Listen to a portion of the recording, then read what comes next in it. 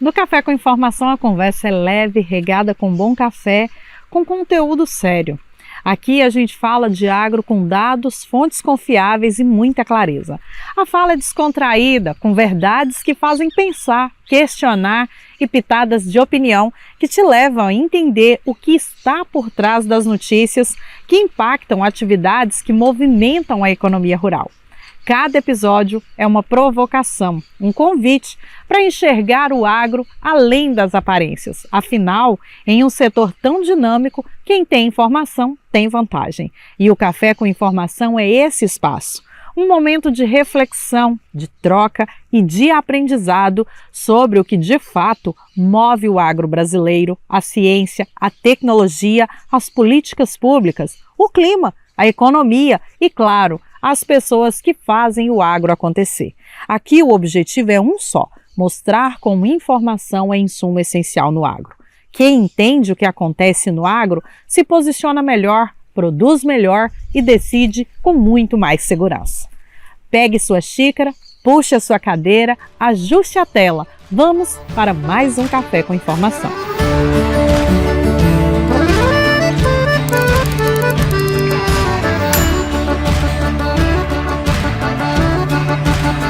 O Ministério da Agricultura lançou o painel gerencial do Plano ABC+, uma ferramenta que promete monitorar em tempo real as metas de adaptação à baixa emissão de carbono na agropecuária.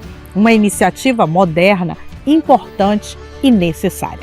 Afinal, o produtor rural brasileiro tem sido exemplo mundial quando o assunto é sustentabilidade, produtividade e respeito ao meio ambiente. O painel promete reunir informações sobre 10 tecnologias do Plano ABC+, que vão desde a recuperação de pastagens degradadas até os sistemas integrados, irrigação eficiente, manejo de resíduos, florestas plantadas e o uso de bioinsumos. Tudo isso construído com base científica, décadas de validação e o compromisso com uma agropecuária de baixa emissão e de alta resiliência. Mas a pergunta que fica é: os dados realmente refletem o campo real? As métricas e indicadores vão de fato representar o que acontece dentro da porteira ou vão ficar restritos às bases oficiais e laboratórios? O produtor rural, que diariamente lida com o solo, a chuva e os custos da produção, é quem tem, na prática, o conhecimento e o resultado concreto das tecnologias sustentáveis. Por isso, é fundamental que esse tipo de monitoramento não apenas reconheça o protagonismo do produtor rural, mas também valorize as informações vindas dele, das propriedades, das cooperativas, das associações, das experiências reais que fazem o agro brasileiro ser o que é: inovador, produtivo e consciente. A transparência e a tecnologia são bem-vindas sim, mas elas só farão sentido se os números contarem a verdade do campo, porque sustentabilidade de verdade começa quando os dados refletem a realidade de quem produz. Nos últimos dias, o setor agropecuário voltou ao centro das atenções com uma notícia de que o CAD, o Conselho Administrativo de Defesa Econômica, instaurou um inquérito para investigar uma possível formação de cartel no mercado da soja. A apuração envolve grandes tradings e associações do agronegócio ligadas ao acordo conhecido como Moratória da Soja, que é um pacto privado criado para impedir a compra do grão produzido em áreas desmatadas na Amazônia Legal após 2008, mesmo quando esse desmatamento foi feito dentro da lei. A moratória nasceu com o propósito de mostrar compromisso ambiental, especialmente diante da pressão internacional por uma soja livre de desmatamento. Mas agora, o que está em jogo é algo muito maior: a credibilidade e o entendimento real sobre o que acontece no campo. De um lado, há quem defenda o acordo como essencial para conter o desmatamento e preservar a imagem do Brasil lá fora. Do outro lado, produtores rurais afirmam que essa prática acabou criando uma barreira econômica, impedindo a comercialização de grãos produzidos legalmente e ferindo o princípio da livre iniciativa. E justamente nesse ponto entra a importância da informação de verdade e de qualidade. Antes de julgar o agro, é preciso entender a sua complexidade. O produtor rural brasileiro é muitas vezes o primeiro a sentir o impacto das decisões tomadas em escritórios distantes das fazendas. Decisões que, se baseadas em dados distorcidos ou interpretações incompletas, podem sim gerar injustiças e distorcer a percepção do público sobre quem realmente produz. A investigação do CADE precisa sim ser conduzida com transparência e rigor, mas o debate não pode cair em simplificações. O agronegócio brasileiro é diverso, com milhões de produtores que cumprem leis ambientais, mantêm reserva legal, produzem com tecnologia e fazem o país alimentar o mundo. Por isso, informações de qualidade é o que separa o julgamento apressado da compreensão real. No agro, nem tudo é preto no branco. Por trás de cada dado há uma história, uma decisão e um impacto direto na vida de quem planta, colhe e sustenta a economia do país.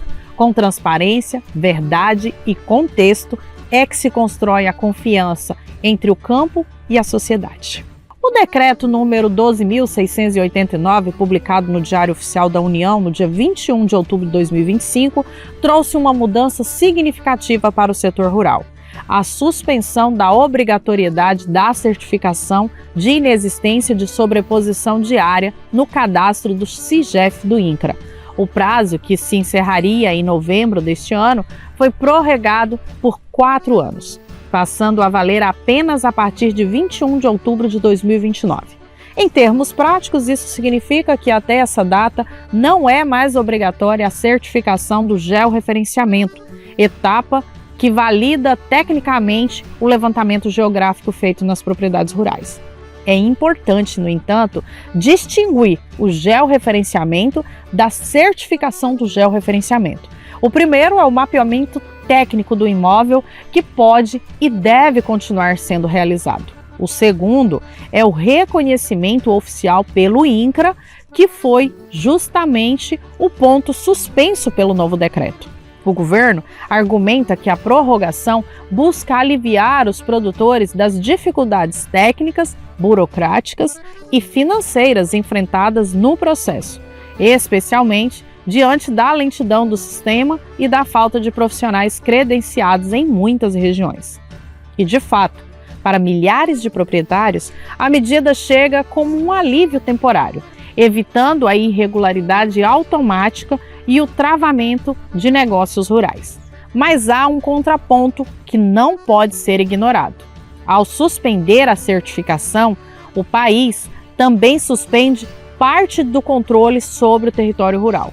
Sem a exigência formal de validação no SIGEF, cresce o risco de sobreposições, imprecisões e conflitos fundiários, justamente no momento em que o Brasil precisa fortalecer a sua base de dados geoespaciais para planejar o uso do solo, garantir segurança jurídica e cumprir as metas ambientais. Portanto, o decreto deve ser encarado com equilíbrio. Ele concede tempo, mas não deve servir de desculpa para a inércia. O georreferenciamento é o alicerce da governança fundiária moderna, e o agro, que pretende ser cada vez mais tecnológico, sustentável e competitivo, precisa compreender que mapear e certificar a terra não é custo, é investimento em credibilidade e futuro.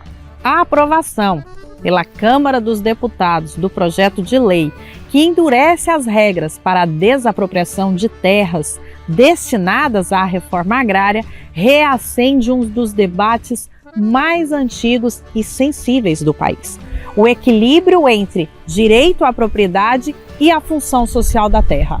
O texto, de autoria dos deputados Rodolfo Nogueira e Pedro Lupion, ambos ligados ao setor agropecuário, muda pontos fundamentais da Lei de 1993, tornando o processo de desapropriação mais restrito.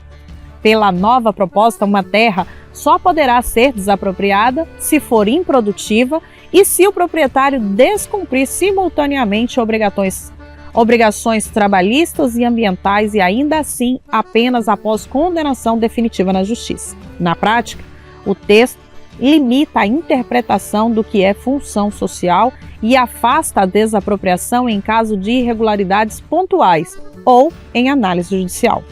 Do ponto de vista do produtor rural, o projeto é visto como um avanço em segurança jurídica, evitando que as propriedades produtivas irregulares sejam alvo de invasões ou processos de desapropriação baseados em critérios subjetivos. Em um país com histórico de conflitos fundiários e interpretações divergentes sobre o uso da terra, a mudança traz previsibilidade e confiança para quem investe no campo. Por outro lado, os críticos alertam que o projeto enfraquece a política de reforma agrária, dificultando o acesso à terra por famílias que dela dependem para produzir e viver. Ao condicionar a desapropriação a condenações judiciais definitivas, um processo que pode levar anos, tem-se que a medida reduz ainda mais o alcance de uma política já paralisada em muitos estados.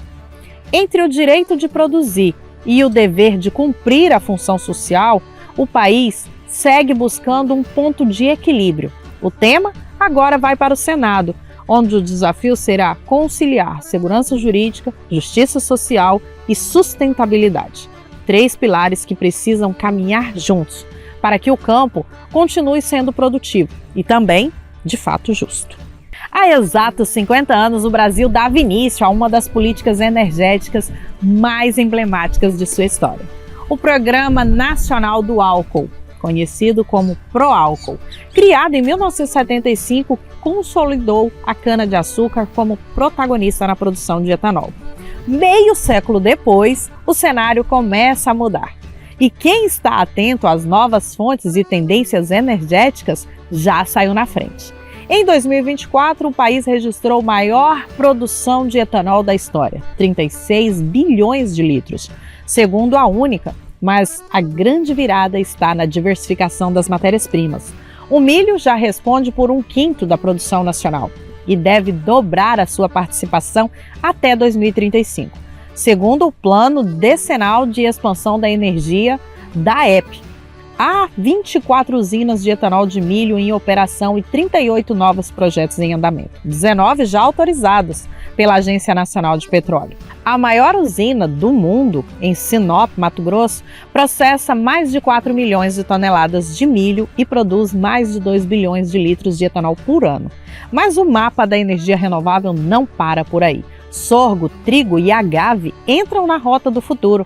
O sorgo e o trigo devem ganhar suas primeiras usinas comerciais ainda esse ano. E o agave, uma planta resistente, típica de regiões semiáridas e usada no México para produzir a tequila, começa a ser testada no Brasil como insumo estratégico para o semiárido nordestino, especialmente na Bahia.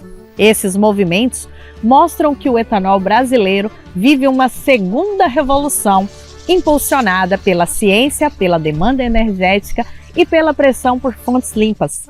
É aqui que entra o ponto provocativo. Quem acompanha a informação de qualidade se antecipa, se posiciona. Produtor que ainda associa etanol apenas à cana corre o risco de perder espaço num mercado em transformação acelerada.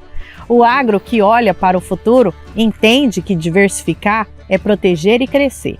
A bioenergia não é mais uma pauta restrita às usinas. É uma estratégia de negócios, sustentabilidade e competitividade. Como sempre, quem se informa primeiro, planta antes e colhe os resultados maiores. A fruticultura brasileira vive um momento histórico e o protagonista tem nome: BRS-DC25 Fênix. Desenvolvida pela Embrapa Clima Temperado, essa nova cultivar de morango está transformando o cenário produtivo nacional e reacendendo a esperança de autossuficiência e inovação no campo. Em apenas 2 anos, o número de viveristas licenciados para multiplicar a Fênix dobrou, saltando de 18 em 2023 para 36 em 2025.